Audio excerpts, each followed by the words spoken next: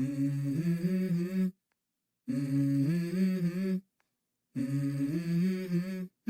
Mm-hmm. Let's go.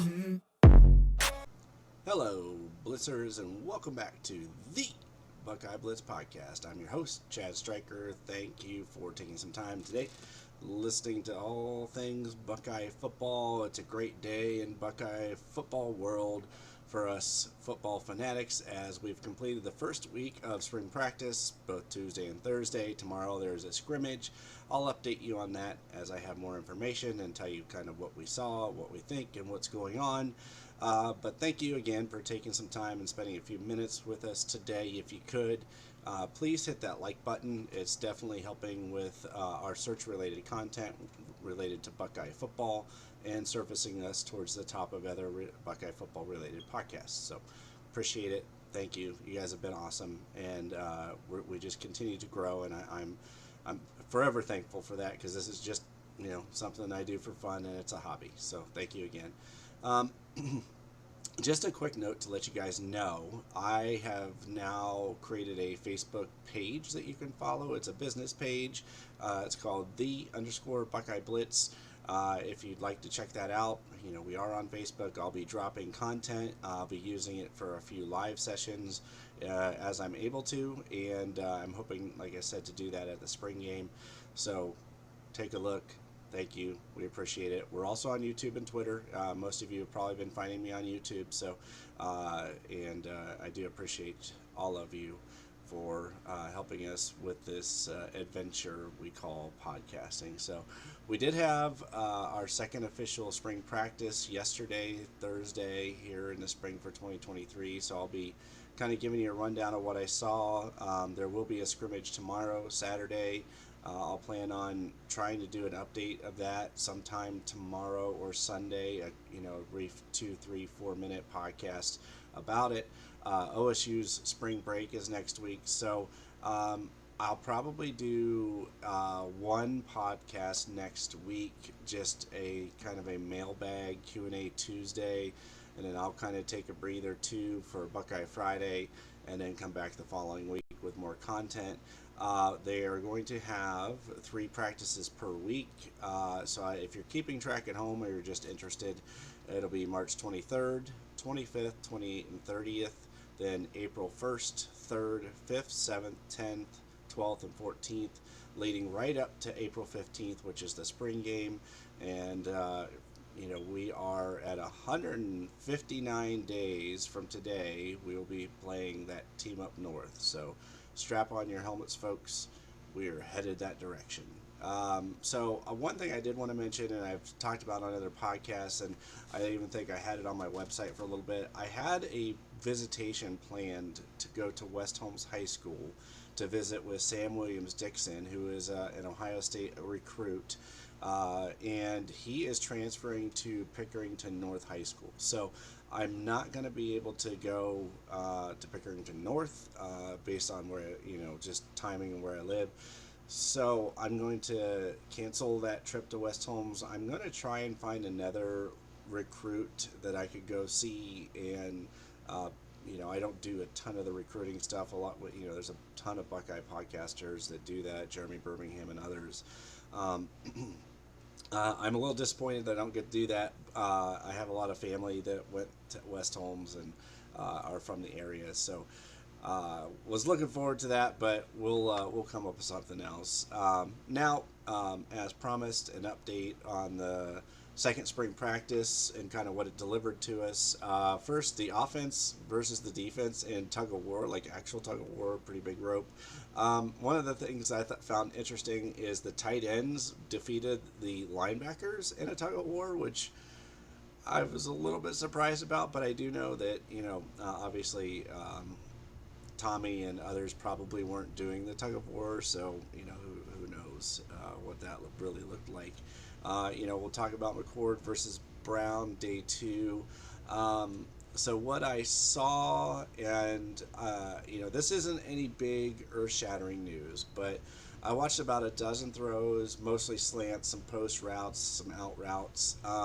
McCord is very consistent. He almost has like a robotic release. He has that professional quarterback polished look to him, where his release is really repetitive.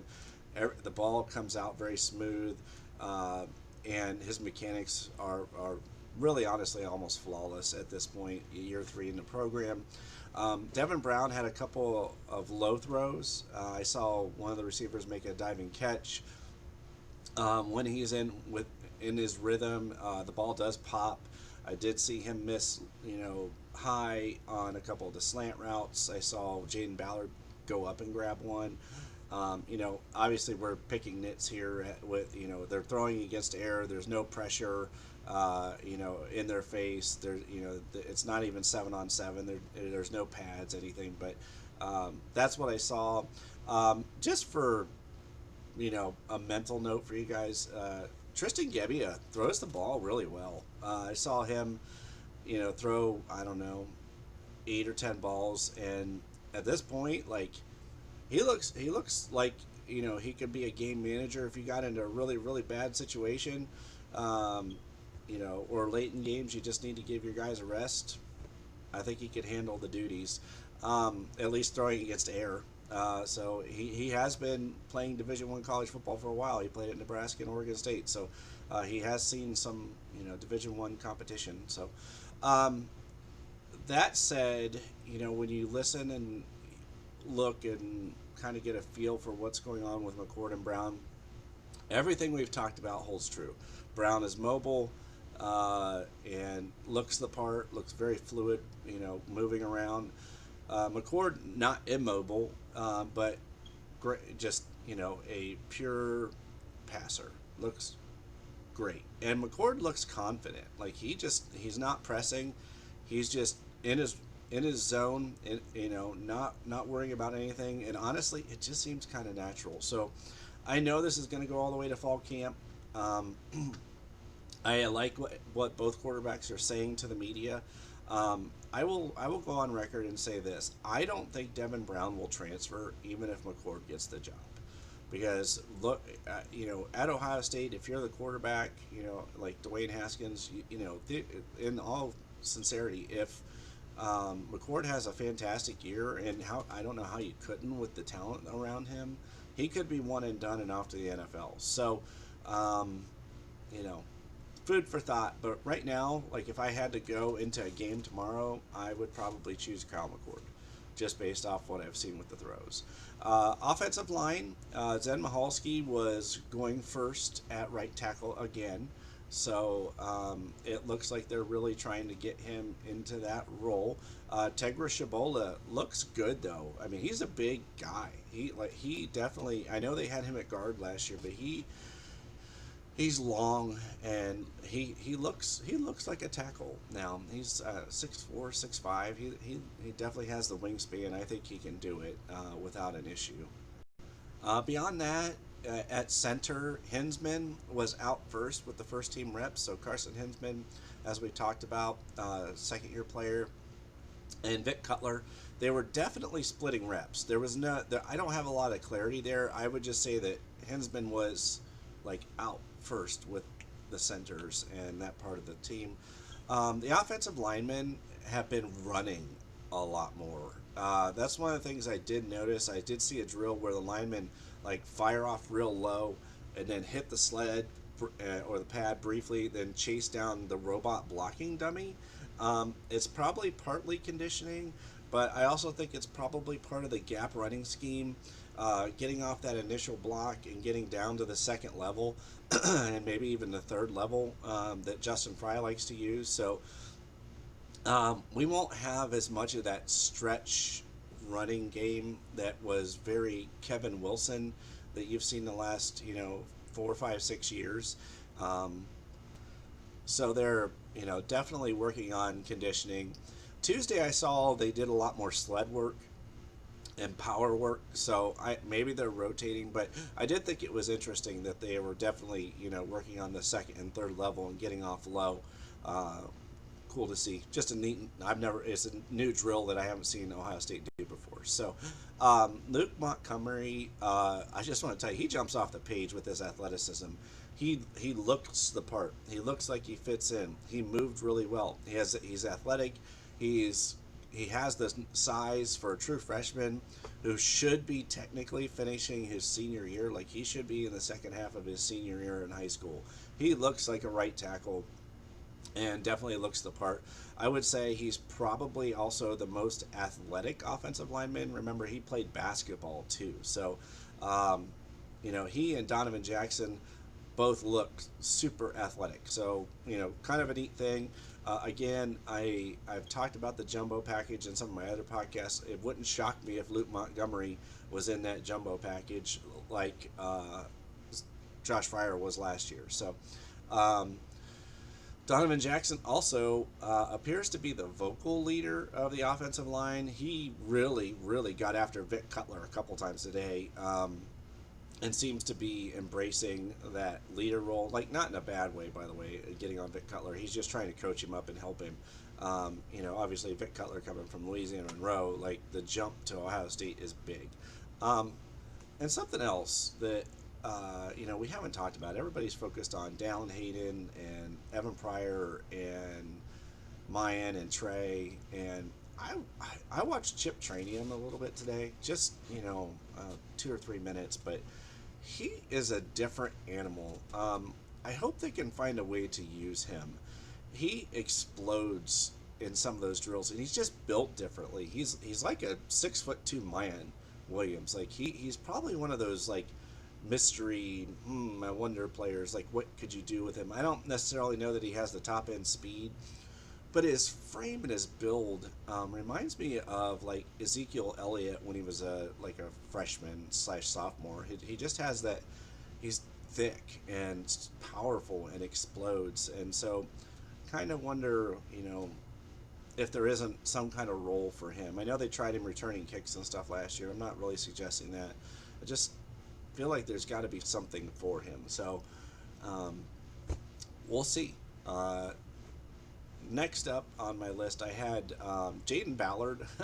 Looks really, really fast. I mean, really fast. He needs to play more than Julian Fleming. Period. I know Fleming's coming back for his senior year. I can appreciate being um, the fact that he has dedicated a lot of time. He's been injured, and sticking with your guys. I get all of that, and I'm not saying that he needs to pull him or make him the number 4 wide receiver. I just think they need to split time, and Jaden Ballard needs to be on the field more and utilize that speed. And I wouldn't mind seeing him in the kick return game either. So there's that. Maybe even punt returns instead of Emeka, so Emeka doesn't get dinged up. Marv will not actually be returning punts. They addressed this today. He's just practicing tracking the ball, catching the ball. Of course, Marvin Harrison Jr. would find a way during special teams to be working on getting better. So they're, in an emergency situation is what he said. So there's that. Defensively, one thing I'd like to point out for a lot of these guys who have been with the team more than 2 years is that this is the first time many of them will have had the same defensive coordinator and defensive system 2 years in a row. So unless they were here under Kerry Combs for a couple years. And it was actually Reed Carrico that pointed that out, that he's feeling way more comfortable in his third year because he went from Combs to Knowles, and now they have Knowles again. So that's kind of worth mentioning. I know we're in year 2 of the Jim Knowles defense, and every year hopefully it gets better and better. So that's something to think of for these third year guys. Cody Simon really looked good today. He's finally healthy. I know he took a lot of guff his freshman year. He's this is his third year in the program. He's over his shoulder issues. He's going to get used this year. I don't think he's going to go anywhere. I think he realizes that the jack, they're not even practicing the jack position in the spring, which tells me that, he's going to get a lot of reps at linebacker. They only played the jack 15% of the time last year. So I don't know what the percentage was. I'll have to look it up, that they were in the 4.25, but I know that Cody Simon played a lot last year, and he's kind of the next, been the next guy in the rotation. So I don't expect him to be, moving on, but he really looks good. He's moving well. He looks like he's ready to make an impact. So, um, the other standouts I kind of mentioned the other day on Tuesday too, Kenyatta Jackson, still moving fluid, looks the part. I hope that I think he's ready for a breakout year. Denzel Burke is bigger, faster, stronger. He really he does look like he added 10, 12 pounds of muscle. It helps, all around for him, but it'll definitely help lining up in press and checking your man. So getting your hands on the guy, the wide receiver when they're coming off the line. So he and Igbinosun and Jordan Hancock, I look for all three of them to have good years. The other thing I noticed, and I didn't see on Tuesday, was Amari Abor does look like he's really taking advantage of being in the program a full year and being under, the Body by Marathi program. Don't get mad, but my terminology here would be, it looks like he kind of lost the baby fat. I'll call it. He looks leaner. He looks stronger. He looks like he's filled out, but with muscle. So I think he will fill that role nicely. I think he's really come a long way in a year, and obviously having the off-season conditioning program 2 years now, and having a full year under his belt has been helpful for him. Caden Curry flashed again. His athleticism is all over the place. Like he's legit. They better get him on the field. Seal Chambers has developed a really great relationship with James Laurinaitis, so that's something of note. He brought up James Laurinaitis in his interview, among other war with wild animals conversation and stuff. So he looks like he's ready to have a good year, and he's having fun with it in his fifth year. So CJ Hicks and Gabe Powers got reps today behind Steele and Cody. So that's of note too, because Gabe Powers is in year 2. Reed Carrico is in year 3. So things to note, just little things, nothing crazy, but just something I took note of. So that's really it. I hope you enjoyed the information about the practice. Like I said, I'll do an update about the scrimmage and how that looks on Saturday, who comes out with the ones, who comes out with the twos, what that looks like, and how we're feeling about it. Again, I just try to take little snippets of what I see and little pieces of what I see when I'm watching the practice, what they can put out of the practice videos. But yeah, that's it. So thanks for listening. That's going to do it for me today.